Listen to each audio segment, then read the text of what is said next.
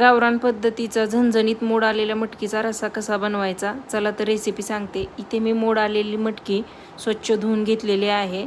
तर चला आता भाजीसाठी वाटण बनवूया। इथे मी 2 कांदे, 2 हिरव्या मिरच्या, खोबरं, कोथिंबीर आणि लसूण हे छान असं तेलामध्ये परतून घ्यायचं आहे। त्यानंतर त्याची अशा पद्धतीची पेस्ट बनवून घ्यायची आहे।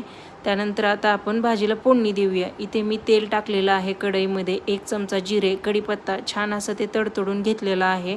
ते तडतडल्यानंतर त्याच्यामध्ये आपण जे वाटण बनवलेलं होतं ते वाटण टाकून तेही परतून घ्यायचं।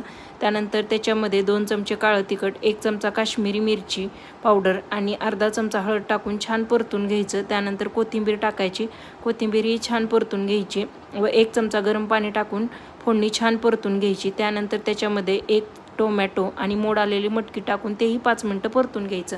त्यानंतर त्याच्यामध्ये आपल्याला जेवढा रस्सा हवा तेवढं पाणी टाकून चवीनुसार मीठ टाकून 10 मिनिटं ताट झाकून शिजवून घ्यायचं।